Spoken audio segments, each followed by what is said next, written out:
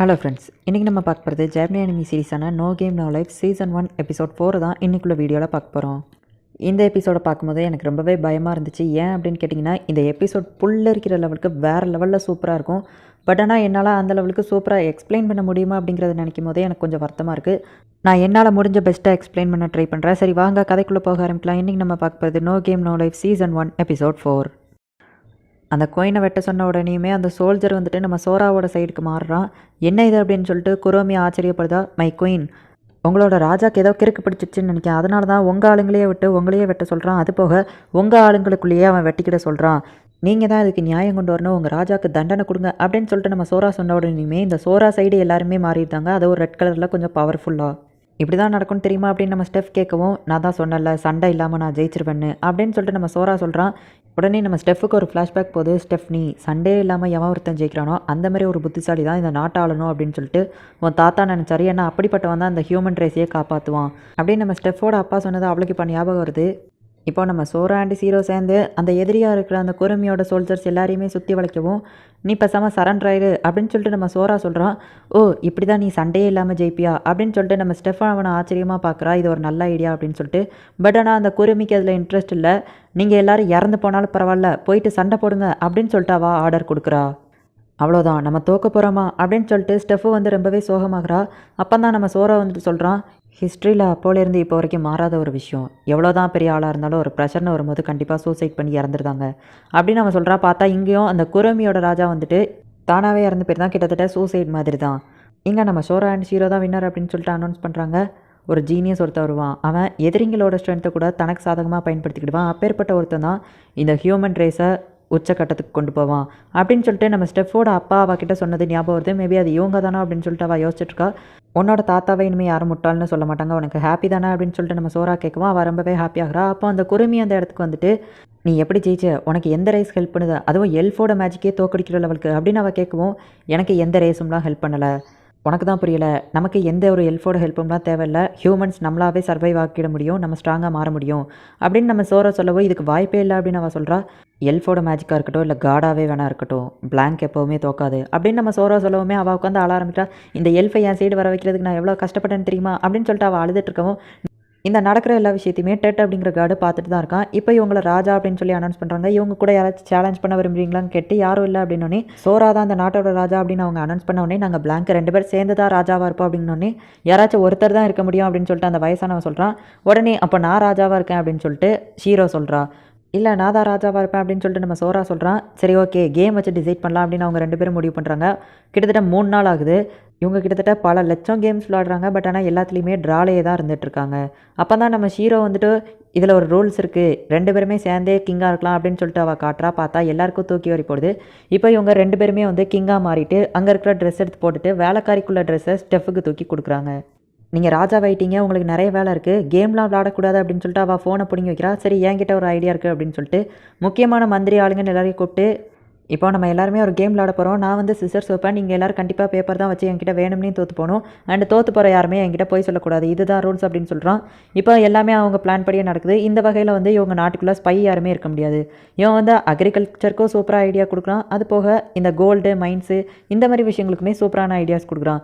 இந்த ராஜாவோட வேலைலாம் ரொம்பவே கஷ்டம், இதை எப்படி நீ இவ்வளோ சிம்பிளாக பண்ணுற அப்படின்னு சொல்லிட்டு ஸ்டெஃப் கேட்கவும், இதை எல்லாத்தையுமே நான் வந்து குவிஸ்க்காக படித்து வச்சுருந்தேன், அதிலேருந்து இந்த நாலேஜ் எல்லாம் கற்றுக்கிட்டேன் அப்படின்னு சொல்லிட்டு நம்ம சோரா சொல்கிறான். இப்போ நம்ம சோரா அண்ட் ஹீரோ இவங்க 2 பேருமே சேர்ந்து தான் கிங்காக போகிறாங்க அப்படிங்கிறத அந்த உலகமே பார்க்குது. அந்த 16 ரேசஸுமே பார்த்துட்ருக்காங்க. நம்ம சோராவோட பனியனில் ஐ லவ் ஹியூமனிட்டி அப்படின்னு போட்டிருக்கோம். இது ஒரு இம்பார்ட்டண்ட்டான விஷயம், நோட் பண்ணி வச்சுக்கோங்க. இப்போ அவன் இவ்வளோ பெரிய க்ரௌடை பார்த்தவொடனே நடுங்க ஆரம்பிக்கிறான். உடனே நம்ம ஹீரோ அவனோட கையை பிடிச்சிட்டு உன்னால் முடியும் அப்படிங்கிற மாதிரி தலையாசிக்கவும் உடனே அவன் பேச ஆரம்பிக்கிறான். எனதருமை ஹியூமன் ரேஸ் மக்களே, இந்த இடத்துல வார் அப்படிங்கிற ஒன்றும் இல்லை. பட் ஆனால் இருந்துமே நம்மளோட லேண்ட்ஸ் எல்லாத்தையும் நம்ம இழந்துட்டுருக்கோம். இதுக்கு காரணம் என்ன? பல ஆயிரம் வருஷங்களுக்கு முன்னாடி எல்ஃபு கார்டன் சொல்லிட்டு எல்லாருக்குமே ஃபைட் நடந்திருக்கு. பட் ஆனால் அப்போவுமே இந்த ஹியூமன்ஸ் எல்லாருமே சேர்ந்து போராடி இந்த நாட்டை எல்லாத்தையுமே ஆட்சி பண்ணிட்டு தான் இருந்திருக்காங்க. நம்மக்கிட்ட ஸ்ட்ரென்த் கிடையாது, மேஜிக் பவர் கிடையாது, எதுவுமே கிடையாது. ஆனால் அப்போவுமே நம்ம வந்து ஆட்சி பண்ணிட்டு தான் இருந்திருக்கோம். அதுக்கு காரணம் என்ன அப்படின்னு பார்த்தீங்கன்னா, அப்போ அவங்க கத்தியை வச்சு சண்டை போட்டுட்டு இருந்த காலத்தில் நம்ம எல்லாருமே புத்தியை யூஸ் பண்ணி சண்டை போட்டுட்டு இருந்திருக்கோம். ஆனால் அந்த கேம்ஸ் அப்படின்னு சொல்லிட்டு 10 ரூல்ஸ் வந்ததுக்கப்புறமா அவங்களும் புத்தியை யூஸ் பண்ண ஆரம்பிச்சிட்டாங்க. நம்ம வீக்காக இருக்கோம் அப்படிங்கிறதுனால நீங்கள் தலை குனிஞ்சிருக்க தேவையில்லை, எல்லாருமே தலை நிமிர்ந்து நில்லுங்க. ஏன்னா நம்ம எல்லாருமே வீக்கானவங்க, நம்மக்கிட்ட பவர் எதுவுமே கிடையாது.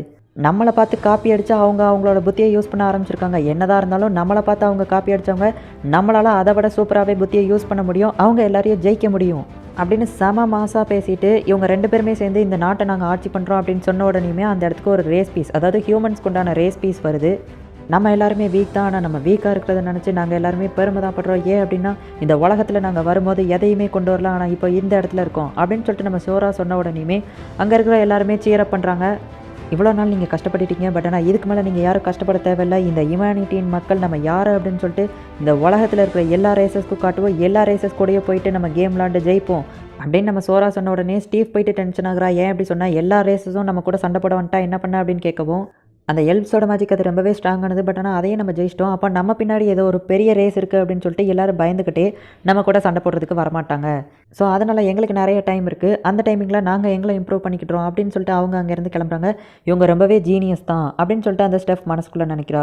இப்போ நம்ம சோராவும் சீரோவும் சேர்ந்து ஒரு புக் படிச்சுட்டு இருக்காங்க. அதில் வந்துட்டு ஒரு ரேஸை பற்றி போட்டிருக்கு. ஃப்ளூகல் அப்படிங்கிற ஒரு ரேஸில் இருக்கிறவங்க ரொம்பவே ஸ்ட்ராங்காக மேஜிக் தெரிஞ்சவங்க, அது போக உலகத்தில் இருக்கிற எல்லா புக்கையும் படித்தவங்க அப்படின்னு போட்டிருக்கவும் அவங்க நம்ம சைடு இருந்தால் நல்லாயிருக்கும் அப்படின்னு சொல்லிட்டு நம்ம சோரா நினைக்கிறான்.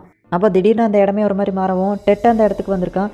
ஏய் இந்த சின்ன பையன் தானே தன்னை கடவுள்னு நினச்சிட்டு இருக்கான் அப்படின்னு சொல்லுவோம். நான் உண்மையாகவே கடவுள் தான்ப்பா அப்படின்னு அவன் சொல்லிட்டு அவங்க 2 பேரையும் தனியாக வெளியே கூட்டிகிட்டு போயிட்டு உட்கார வைக்கிறான். இந்த இடம் எப்படி இருக்குது அப்படின்னு கேட்கவும் நம்ம சோரா வந்துட்டு எல்லா ரேசஸுமே மேஜிக் யூஸ் பண்ணுறாங்க, பட் எங்களால் யூஸ் பண்ண முடியல, பட் பிளாங்கோட பாலிசி எப்போவுமே தோக்கக்கூடாது அப்படிங்கிறது தான் அப்படின்னு அவன் சொல்லவுமே, என்னால் எந்த ஒரு தனிப்பட்ட ரேஸ்க்குமே எல்லாம் ஹெல்ப் பண்ண முடியாது, இந்த உலகத்தில் எதுவாக இருந்தாலுமே அது வந்து கேம் வச்சு தான் டிசைட் பண்ணுவாங்க அப்படின்னு சொல்லிட்டு அவன் அழுத்தி மென்ஷன் பண்ணுவோம். ஸோ இங்கே 16 ரேசஸ் இருக்குது, கிட்டத்தட்ட செஸ் போர்டில் இருக்கிற மாதிரி. அப்போ எல்லா பீசஸையும் கலெக்ட் பண்ணிட்டோம் அப்படின்னா கடவுளுக்கே நாங்கள் சவால் விடலாமா அப்படின்னு கேட்கவும், ஆமாம் அப்படின்னு சொல்லி நம்ம டெட் சொன்ன உடனே பிளாங்குக்கு எப்போ தோக்குற பழக்கம் கிடையாது அப்படின்னு அவன் சொன்ன உடனே, அதனால தான் நான் அவங்களை இங்கே கூட்டிகிட்டு வந்தேன் அப்படின்னு சொல்லிட்டு அந்த டெட் சொல்லவும், நீ ஆல்ரெடி எங்கே தோற்று போயிட்டா ஞாபகம் இருக்கா அப்படிங்கவும், நெக்ஸ்ட் டைம் நான் தோக்க மாட்டேன் அப்படின்னு சொல்லிட்டு அவன் திரும்பிக்கிட்டான். நீ லைஃப்லேயே ஃபஸ்ட் டைமாக தோற்றதே எங்ககிட்ட தானே, அது உனக்கு கஷ்டமாக இருக்குல்ல அப்படின்னு கேட்கவும், அவன் அழுதுகிட்டே எப்படி சொல்கிற அப்படின்னு கேட்குறான். ஏன்னா எனக்கு தெரியும், ஏன்னா நாங்கள் 2 பேருமே மாற்றி தோற்றுக்கிட்டோம் அப்படின்னு சொல்லவும், அவன் விழுந்து சிரிச்சிட்டே, நான் நெக்ஸ்ட் டைம் உங்ககிட்ட தோக்க மாட்டேன், அதுக்காக தான் இந்த உலகத்துக்கே கூட்டிகிட்டு வந்தேன், உங்கள் கூட நான் ஒரு ரீமேட்ச் விளாடணும் அப்படின்னு அவன் சொல்லிட்டு போகவும், எங்களை இந்த உலகத்துக்கு கொண்டு வந்ததுக்கு ரொம்பவே தேங்க்ஸ், நம்ம கேமில் மீட் பண்ணுவோம் அப்படின்னு அவங்க சொல்லிட்டு அந்த காட் அங்கேருந்து மறைஞ்சிருந்தான். இது எல்லாத்தையுமே ஸ்டெஃப் பார்க்குறா. அது காட் தானே அப்படின்னு கேட்கவும், ஆமாம் அப்போ நீ உண்மையிலேயே காடை தோக்கடிச்சிருக்கியா அப்படிங்கவும், அதை பற்றிலாம் நீ கவலைப்படாத அப்படின்னு அவன் சொல்கிறான். இந்த உலகத்தையே ஆளணும் அப்படின்னு நம்ம சோரா அவன் ஃபோனில் டைப் பண்ணி வைக்கிறான். அந்த டெட் சிரிக்கிறான். இந்த இடத்துல இந்த எபிசோட் முடியுது. கேம் அப்படின்னு வந்துச்சுன்னா யாராலையுமே தோக்கடிக்க முடியாது, அது கடவுளாகவே இருந்தாலும் சரி தான். கடவுளையே அள விட்டுட்டாங்க. அந்த லெவலுக்கு சூப்பரானவங்க தான் நம்ம பிளாங்க்கு, அதாவது நம்ம சோரா அண்ட் ஷீரோ. இந்த எபிசோடை நம்ம பார்க்கும்போது புள்ளைக்கிற லெவலுக்கு வேறு லெவலில் காட்டியிருப்பாங்க, மியூசிக்லாம் போட்டு. நான் எக்ஸ்பிளைன் பண்ணும்போதும் அந்த லெவலுக்கு உங்களுக்கு சூப்பராக இருந்துச்சா அப்படிங்கிறத கமெண்ட்டில் மறக்காமல் மென்ஷன் பண்ணுங்கள். அண்ட் இந்த எபிசோட் பிடிச்சிருந்தது அப்படின்னா லைக் பண்ணிட்டு அப்படியே மறக்காமல் நம்ம சேனலை சப்ஸ்கிரைப் பண்ணிடுங்க. தேங்க்யூ ஃபார் வாட்சிங். Bye guys. நெக்ஸ்ட் எபிசோடில் மீட் பண்ணலாம்.